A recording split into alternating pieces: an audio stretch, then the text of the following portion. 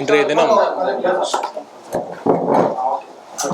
வணக்கம். இன்றைய தினம் Vijaya hospitals Indian society of critical care medicine அமைப்பின் சார்பாக செவிலியர்களுக்கு இந்த கிரிட்டிக்கல் கேர், அதாவது தீவிர சிகிச்சை பிரிவுக்கான ஒரு திறன் மேம்பாட்டு பயிற்சியை இன்றைக்கி துவக்கி வச்சோம். பார்த்திங்கன்னா, ஒரு மருத்துவமனையில் மருத்துவர்கள் மட்டுமல்ல, செவிலியர்களுடைய திறனும் ரொம்ப ரொம்ப அவசியமாக இருக்குது. நான் குறிப்பிட்ட மாதிரி ஒரு மருத்துவமனைக்கு ஒரு மூளையாக மருத்துவர்கள் செயல்படுகிறார்கள் என்றால், செவிலியர்கள் மருத்துவமனையின் இதயமாக செயல்படுகிறார்கள். அந்த அளவிற்கு அவர்களுடைய சேவையும் ரொம்ப முக்கியமானது.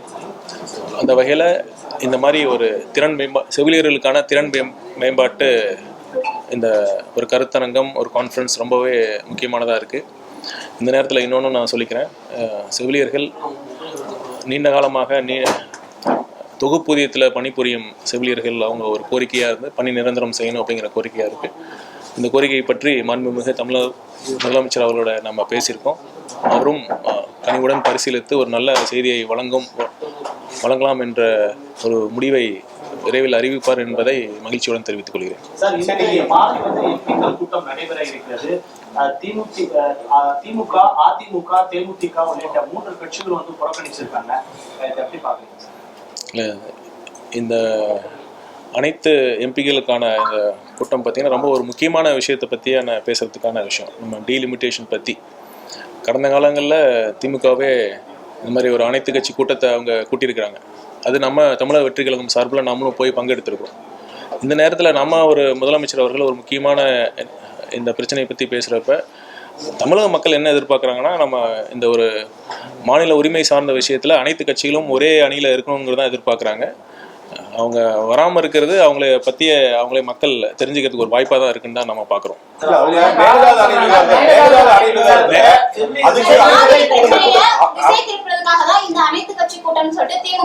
அது எப்படி திசை திருப்பறதா இருக்கும்? இப்போ இல்லை, ரெண்டுமே முக்கியமான விஷயம்தான். ஒன்றை மட்டும் பார்த்தா மட்டும் போதாது. ரெண்டுமே முக்கியமான விஷயம்தான். ரெண்டுமே மாநில உரிமைகள் சார்ந்த விஷயம்தான். காவிரி விஷயத்திலையும் நம்ம அரசு தெளிவான முடிவோடு தான் இருக்கும். நம்ம அனைத்து சட்டமன்றத்திலையும் நம்ம தனி தீர்மானம் கொண்டு வந்திருக்கோம். மேகதாது விஷயமாக அனைத்து கட்சியிலும் நம்ம பேசியிருக்கோம் சட்டமன்றத்தில். அடுத்து இப்போ நாடாளுமன்ற கூட்டத்தொடர் இப்போ நடந்துகிட்டு இருக்கு.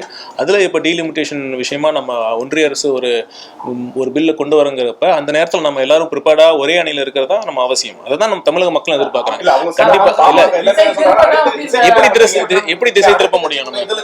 இது ஒரு காவிரி விஷயம் ஒரு கண்ணுனா, டீலிமிட்டேஷன் இன்னொரு கண்ணு தான். அது எப்படி ஒரு கண்ணை நம்ம பாக்குறப்ப இன்னொரு கண்ணை நம்ம புறக்கணிக்கிறதா ஆகாது. கண்டிப்பாக பேசிட்டோமே, நிறைய வாட்டி அதையே பேசிட்டோம். தயக்கம்லாம் ஒண்ணுமே கிடையாது. தயக்கமும் இல்லை, பயமும் இல்லை அனைத்து கட்சி கூட்டுறதுல.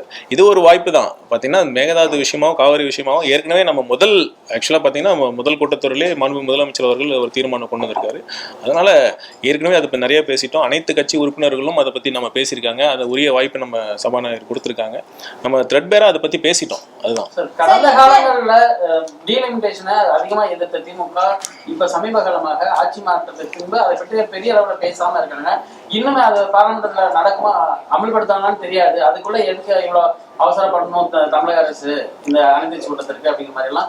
அப்ப இப்ப இந்த 2026 இதை பத்தி நடக்கிற அவசரம்னா போன வருஷம் நடந்தது. அது எப்படி நம்ம சொல்லுவோம்? போன வருஷமே கொண்டு வந்தாங்கல்ல, திமுக கொண்டு வந்தாங்களா? அதை எப்படி நம்ம பார்க்க முடியும்? இல்லை, நாம் என்ன சொல்கிறோம்னா, போன வருஷம் திமுக கொண்டு வந்த அனைத்து கட்சி கூட்டத்தும் அதுவும் சரியான விஷயம்தான்.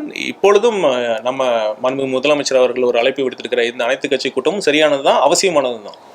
இந்த விஷயத்துல திமுக ஒரு சாஃப்ட் கார்னர் இருக்கு விஷயத்துல இல்லை, அது என்னன்னா, அதுதான் பார்த்தீங்கன்னா, திமுக பல்வேறு காரணங்களால் இந்த ஒன்றியத்தில் ஆளும் அரசோட பணிஞ்சு போயிருக்காங்க. அதுதான் உண்மை. அவங்க ஒவ்வொரு அமைச்சர் மீதியும் பல்வேறு ஊழல் குற்றச்சாட்டுகள் இருக்குது. அது அவங்க காலத்தின் கட்டாயமாக இருக்குது. ஸோ கண்டிப்பாக அவங்க எப்பொழுது காங்கிரஸ் வெளியே வந்ததோ அவங்களுக்கு ஒரு நல்ல ஒரு காரணம் கிடைச்சிருக்கு. அவ்வளோதான். காங்கிரஸ் வெளியே வந்தது அவங்களுக்கு ஒரு நல்ல காரணம். அது உண்மையில அவங்க உள்ளுக்குள்ளே அவங்கெல்லாம் சந்தோஷமாக தான் இருப்பாங்க. எப்போ பிஜேபி பக்கம் போகலாம் அவங்கள காப்பாற்றிக்கிறதுக்காக, அவங்க மேலே இருக்கிற ஊழல் குற்றச்சாட்டுகளும் தப்பிக்கிறதுக்காக இது ஒரு நல்ல வாய்ப்பாக தான் அவங்க பார்ப்பாங்க. சட்ட முன்னாடி கையில் கிடைக்கல அப்படி இருக்கும்போது ஏன் அவசரப்படுறாங்க? அதான் இப்ப அவசரம்னா போன கனிமொழி சொல்றாங்கன்னா சட்டம் கையில் கிடைக்கல, அது நிறைவேற்றுவாங்க அதிகாரமா தெரியல. அதுக்கு முன்னாடி தமிழக அரசு அவசரப்படுறாங்கிற மாதிரி ஒரு கேள்வி. சரி, இப்ப அவசரம்னா போன வருஷம் நடந்தது என்னன்னு சொல்லுவீங்க? அப்போ ஏன் அந்த கேள்வி கேட்கல? அப்போ வந்து ஆரம்ப கட்டத்தில் தான் அந்த பேச்சுவார்த்தை இருந்தது. இப்போ போன வருஷம் மட்டும் எதுக்கு நம்ம நடத்தணும்ல? அப்போ நம்ம தமிழக வெற்றி கழகம் சார்ந்த நம்ம அமைச்சர் போனாங்கல்ல, நம்ம பொதுச் செயலாளர் போய் கலந்துக்கிட்டாங்கல்ல. அதுதான் மக்கள் எதிர்பார்க்குறாங்க. அதாவது இந்த மாதிரி விஷயங்கள் அரசியல் காரணங்கள்லாம் நம்ம தவிர்த்துட்டு மாநில உரிமையில் சார்ந்த விஷயத்தில் அனைத்து கட்சியும் ஒரே அணியில் இருக்கணும்னு தான் மக்கள் எதிர்பார்க்குறாங்க. கூட்டம் நாம அதுதான் நான் ஏற்கனவே சொன்ன மாதிரி நிறைய பேசிட்டோம். இப்போ மாண்புமிகு முதலமைச்சர் அவர்கள் சட்டப்பேரவையில் சொன்னார்ல, நம்ம அவர் கர்நாடகா செல்ல விரும்பினார். ஆக்சுவலாக எந்த விஷயத்திலையும் பேசி தீர்க்க முடியாத விஷயங்கள் எதுவுமே இல்லை. அந்த மாதிரி விஷயங்கள்னால தான் நம்ம பண்ண முடியலையே ஒழிய, அந்த டைம் லாஜிஸ்டிக்ஸ் விஷயமால தான் பண்ண முடியலையே ஒழிய பேசக்கூடாது அப்படிலாம் எந்த ஒரு விஷயமும் கிடையாது.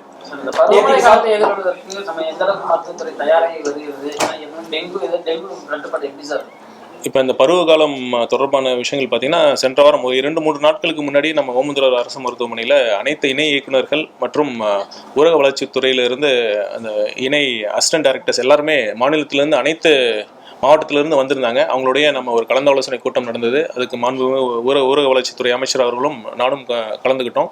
அதுக்கு என்னென்ன முன்னெச்சரிக்கை நடவடிக்கைகள்லாம் மேற்கொள்ளணும் அப்படின்னு பேசியிருக்கோம். கண்டிப்பாக அரசு தயாராக இருக்கிறது. சென்னையில வந்து கடந்த ஆட்சி காலத்துல மழைநீர் வடிகால் பணிகள் வந்து துவங்கப்பட்டு 90% மேல முடிவடைஞ்சுன்னு சொல்லிட்டே வந்தாங்க. 90 சென்னையில வந்து எத்தனை சதவீதம் முடிஞ்சிருக்கு? அது வந்து அது 95 60 70 பர்சன்டேஜ் மாறிட்டே இருக்கு. 90 வந்துருச்சா? நம்ம சென்னையில வந்து ஒரு மழை இருந்துச்சுன்னா எதிர்கொள்வதற்கான அந்த பணிகள் வந்து முடிஞ்சிருக்கா? ஏன்னா இன்னும் நிறைய இடத்துல பணி நடந்துட்டு தான் இருக்கு. அது கடந்த ஆட்சியில் இருக்குது. ஆமாங்க, இது பாத்தீங்கன்னா ஒரு பெரிய பிரச்சனை. திட்டமிடாத பிளானிங், ஒரு பிளான் பண்ணாம சிட்டி வளர்ச்சி அடைஞ்சதுதான் உண்மை. நீங்க உங்களுக்கு எல்லாருமே ஒத்துப்பீங்கன்னு நினைக்கிறேன். 60 ஆண்டுகள்ல எந்தவித திட்டமிடலுமே இல்லை. பார்த்தீங்கன்னா அப்படியே நிறைய இடங்கள்ல நீர்நிலைகளில் நம்ம அப்ரூவல் கொடுத்துருக்குறோம். லோலைங்க நம்ம இருக்கிற இடத்துல தண்ணி வரல, தண்ணி இருக்கிற ஏரியாவில் தான் நம்ம வீடு கட்டிருக்கிறோம். அந்த மாதிரி தான் ஒரு சுச்சுவேஷனாக இருக்குது. இதை நம்ம சரி செய்யணும்னா ஒரு நீண்டகால திட்டம் தேவை, ஒரு மாஸ்டர் பிளான் கண்டிப்பாக தேவை. சென்னைக்குன்னு ஒரு விஷன் தேவை. விஷன் டாக்குமெண்ட் நம்ம ரெடி பண்ணிட்டு இருக்கோம். கண்டிப்பாக ஒன்று விஷயம் சொல்கிறேன், இதில் வந்து எங்களுடைய நோக்கம் ரொம்ப தெளிவாக இருக்குது. நேர்மறையான எண்ணங்கள் மட்டும்தான் இருக்குது. வேறு எந்த வித நோக்கமும் கிடையாது. முன்னாடிலாம் பார்த்தீங்கன்னா இந்த மாதிரி இந்த திட்டம் மட்டும் இல்லை, ஒரு மழைநீர் வடிகால் திட்டமாக இருந்தாலும் சரி, அதில் எந்த அளவுக்கு பார்ட்டி ஃபண்ட் போகணுங்கிறது தான் மெயின் எய்மாக இருக்கும். அந்த மாதிரிலாம் இல்லாமல் அது எந்த திட்டத்திற்கான எவ்வளோ நிதி ஒதுக்கீடு நம்ம பண்ணுறோமோ அது முழுதும் அந்த பணிக்காக செலவிடப்படும். அந்த நோக்கம் எங்களுக்கு சரியா இருக்கு. கண்டிப்பாக பாருங்க, ஒரு நல்ல மாற்றம் கண்டிப்பாக. சட்டமன்ற உறுப்பினர் மேல ஒரு தாவிகா கட்சியை சார்ந்த ஒரு நிர்வாகி வந்து கம்ப்ளைண்ட் கொடுத்துதான் இருக்காங்க. ஒரு மாதிரி நடவடிக்கை எடுக்க சார். ராணிப்பேட்டை தாவிகா சட்டமன்ற உறுப்பினர் டிஜிபி ஆபீஸ்ல இருந்து கமிஷனர் ஆபீஸ்ல அந்த கபில் அவர்கள் இல்ல, அது அவர் விளக்கம் கொடுத்துட்டாருங்க. சும்மா அதை போய் சின்ன விஷயத்த நீங்க போய் ஊதி பெருசுப்படுத்த. சுகாதாரத்துறை வந்து ஒரு பெரிய துறையா இருக்கு. என்ன மாதிரி எதிர்பார்ப்பு, என்ன மாதிரி இருக்குன்னு சுகாதாரத்துறைக்கான மானிய கோரிக்கை வந்து 17ஆம் தேதி இருக்கு.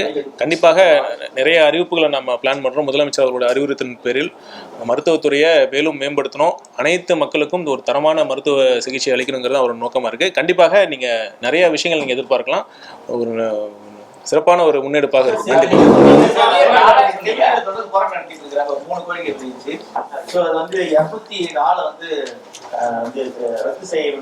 செவிலியர் நர்சிங் ஆபீசர் பேர் மாற்றம் சொல்லி கோரிக்கை வச்சு இல்லை நம்ம பண்ணிட்டு இருக்கோம். அதோட முக்கியமான கோரிக்கை, அவங்க பணி டெம்பரரியா ஒர்க் பண்ணிட்டு இருக்காங்க. பணி இது டைம் ஸ்கேல்ல கொண்டு வரணுங்கிறது அவங்களுடைய இதா இருக்கு. நம்ம பேசிட்டு கண்டிப்பா இருக்கு. நம்ம பேசிட்டு இருக்கோம், முதலமைச்சர்கிட்ட பேசிட்டு இருக்கோம். அவரும் கண்டிப்பா இப்போ கனிவான முறையில் பரிசீலிக்கணும்னு சொல்லியிருக்காரு. நம்ம பெற்று தருகிறேன் என்ற நம்பிக்கை எனக்கு இருக்கிறது. நன்றி.